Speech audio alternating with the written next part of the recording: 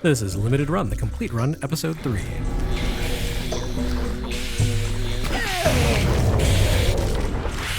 Limited Run Games got its start as a label for publishing Mighty Rabbit Studios games, but that didn't last long. After all, as a small and fairly young studio, Mighty Rabbit didn't have a whole lot of games under its belt. Had Private Label been the extent of Limited Run's ambitions, this video series likely would have begun and ended with Breaching Clear and Saturday Morning RPG. But within 3 months of shipping Saturday Morning RPG, Limited Run Games published its third title, a game that would help establish a pattern for the company going forward. Oddworld New and Tasty by Oddworld Inhabitants. A high-polish remake of a classic PlayStation game that had debuted nearly 2 decades prior, New and Tasty established Limited Run Games as something far more significant than the video game equivalent of a vanity press. With Oddworld, Limited Run Games became a vibrant, independent agent of physical distribution and games preservation, willing and able to work with other studios and help produce lasting, licensed physical editions of great digital releases that larger labels didn't want to take a chance on. By running a lean operation and foregoing retail distribution in favor of direct sales, Limited Run Games could liberate niche titles from digital storefronts through modestly sized print runs. Of course, it's a little strange to think of Oddworld as a niche title. The original version of New and Tasty, 1997's Oddworld, Abe's Odyssey for PlayStation and PC, had been a sizable hit. Oddworld spawned a franchise that had enough mindshare and clout for Microsoft to boast about locking down exclusivity for the third title in the series for the launch of its original Xbox console. But after the fourth entry in the series, Stranger's Wrath, developer Oddworld Inhabitants had shifted its focus to filmmaking and allowed its plans for the Oddworld franchise to languish. New and Tasty saw Oddworld Inhabitants returning to the world of game development by returning to its origins, the original Abe's Odyssey. New and Tasty treats the PS1 classic to a highly faithful yet greatly expanded recreation. The mechanics, levels, and enemies found in the older game are largely converted to high-definition consoles unchanged, but they've all been expanded with more, much more, to see and do. In the original game, protagonist Abe needed to rescue 99 of his fellow Mudokons from their lives of slavery in the industrial complexes of the avaricious Gluckan race. Here, there are no less than 299 Mudokons to find and save. The additional 200 primarily appear in new hidden areas accessed by poking around in unexpected locations. Where you needed to rescue at least 50 Mudokons to avoid a bad ending in Abe's Odyssey, New and Tasty ups the stakes to 150 rescues. The original game was remarkably challenging, and the new material included in this remake was clearly designed with veteran players in mind, a reason for them to revisit a beloved classic and see just how well they understand its puzzle mechanics. In other words, you shouldn't feel discouraged if you don't save enough Mudokons your first time through. New and Tasty is a game created for its replay value. Simply reaching the end can be taxing enough. Saving all the Mudokons is a pro-level challenge, and the game is kind, or rather cruel enough, to make this point clear from the beginning. A few screens into the adventure, you're encouraged to pull a lever, which causes a helpless Mudokon to plunge through a trapdoor,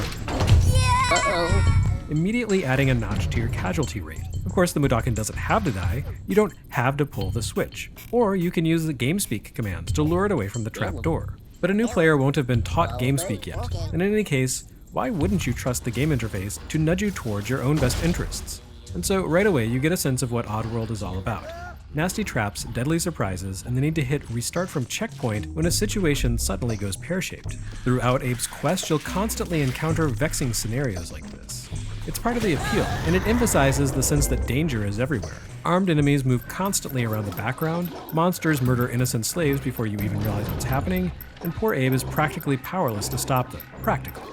The original Abe's Odyssey was something of a surprise hit back in 1997. At the time, video games as a whole had more or less left behind 2D graphics and gameplay in favor of polygons and 3D spaces. Sure, you had the occasional Castlevania Symphony of the Night to buck the odds, but Oddworld was an even more resolutely traditional creation than even Symphony. The game's Oddworld and its inhabitants were rendered entirely with 2D sprites and hand-drawn or pre-rendered backdrops, and while it was lovely, it was a far cry from the wild, dynamic 3D action games Sony had been pushing on PlayStation. For that matter, you could consider Abe's Odyssey a bit of a throwback even within its own genre. Its precision platforming design and its love for nasty, fatal surprises that require lots of do-overs comes straight from Delphine Software's 16-bit classic Another World, a game whose visuals were built entirely of polygons. On top of that, Core Designs had already brilliantly translated the mechanics and design of Another World and Prince of Persia into 3D spaces with 1996's Tomb Raider. Oddworld lived up to its name. It felt strange and out of place in the 1997 PlayStation library. Nevertheless, it proved to be a sizable hit despite bucking trends and conventions of the day. While its traditional visuals lacked depth, the use of bitmap art allowed Oddworld inhabitants to render the game's environments with extravagant detail and beauty. Its backgrounds looked even richer than those of contemporaries like Final Fantasy VII and Resident Evil. And while Abe's Odyssey delighted in killing players in myriad ways, the important word here is delight. An anarchic sense of glee pervades the game, which causes its nastier gotcha moments to feel more like playful trolling than they do spiteful cruelty. I mean, it's a game with a dedicated fart button, which causes even the murderous bad guys to chuckle when you deploy it. How mean-spirited could it actually be? Mostly though, Abe's Odyssey sold well because it played well. It made a great impression in store kiosks, in magazines, and on PlayStation Underground demo discs. It's a politically charged game that handles its themes of environmentalism and anti-colonialism with far more grace and imagination than the Earth Day-inspired games so common in the early 90s. And its gameplay loop is compelling enough that players who prefer not to be confronted with big issues in their games can simply focus on navigating Abe to safety. All of this comes through in New and Tasty. Oddworld is a planet choked with dangers, both natural and man-made, or rather Glukkon-made. Every screen of the game presents Abe and players with new dangers, along with increasingly complex puzzles to be solved. Each failure stings, but because you have a fairly limited tool set and largely have to work your way through each scenario with whatever you happen to have on hand, the generous checkpoint system makes it fairly painless to pick yourself up and give it another try. It's the best kind of infuriating, the kind that drives you to win at any cost. As in the original game, New and Tasty tells the tale of a Mudokon slave named Abe. Born in a factory and forced into hard labor his entire life, Abe serves under the boot heel of the industrialist Glukkon species, a race obsessed only with profits at any cost. The Glukkons employ an army of idiot stormtroopers called Sligs, who keep a murderous watch over their Mudokon fodder in order to ensure the Glukkon assembly lines continue to efficiently process native life forms like paramites and scraps to the point of extinction.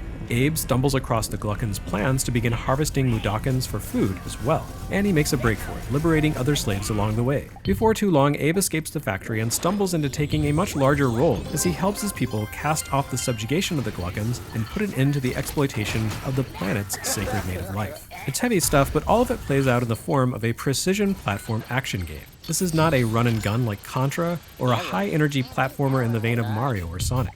Abe is a scrawny little guy with limited physical skills. He can run and jump, but his world demands economy of action. You won't get far by zipping headfirst into the fray. And even on the rare occasions you come into possession of deadly weapons, Abe lacks the agility to take on Slig guards directly before being gunned down. No, this is a game about observation, manipulation, and plans of action.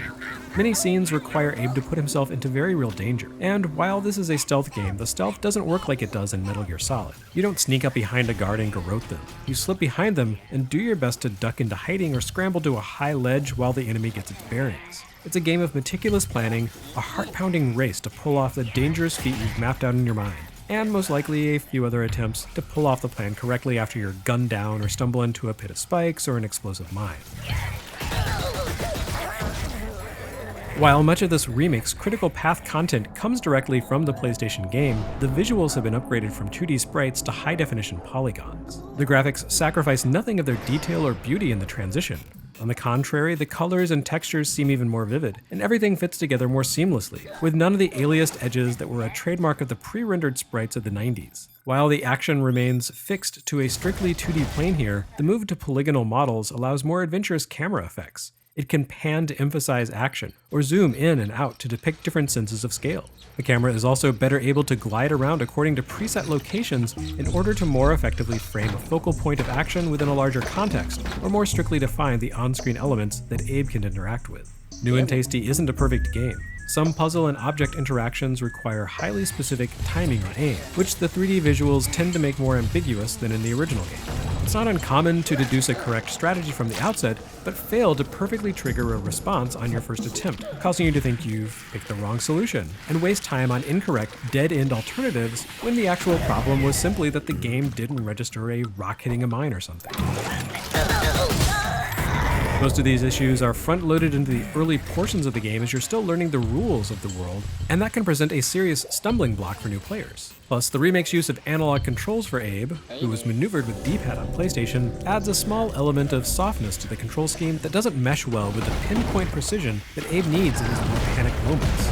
Those small control and interface quirks aside, New and Tasty does much to highlight the inherent excellence of the core game. As an escaped slave with no worldly possessions to speak of besides his loincloth, Abe doesn't have many tools at his command. Survival comes down to making the most of what you're handed in a given situation. Sometimes that may involve weapons ranging from rocks to grenades, but often you need to outthink the bad guys too. The move to a dual analog control scheme has definite benefits here. Abe can aim projectiles with the right stick, distracting foes or affecting objects like mines and beehives. Ultimately, Abe's greatest advantage is his ability to chant. Although chanting renders him vulnerable to environmental hazards as he stands stock still, and it can be actively prevented by machines that electrocute Abe whenever he chants, it's the key to the more uncanny powers possessed by his race. For starters, chanting is the key to freeing your fellow Mudokons. You use chants to open the bird portals that they escape through, and it can also affect mystic objects like temple bells. Chanting taps into Abe's darker side. It allows him to possess the idiotic Slig guards he encounters along the way. Abe can't exactly go toe-to-toe with Sligs as they fire at him the moment he enters their line of sight, but by chanting while hidden safely to the side as a Slig patrols the screen, either in the foreground or background, Abe can take control of the Slig. This doesn't simply allow him to maneuver safely amidst other enemies, it also opens up new capabilities, including rifle butt melee strikes and deadly machine gun fire. A possessed Slig can gun down its companions, activate dangerous switches, and clear away mines and other hazards. This invariably proves fatal to the Slig in question. Even the simple act of relinquishing possession causes your target's head to explode messily. Abe's got a mean streak, it seems, but in fairness, those Sligs were kinda jerks to begin with. Abe's other key ability is even more modest. GameSpeak, the ability to talk. By pressing the D-pad or the R2 button in the D-pad, Abe can vocalize one of 8 different ways. Well, 7 different ways plus a fart. This plays a crucial role with the real-time escort mission element that comes into play when you help guide your fellow Mudokons.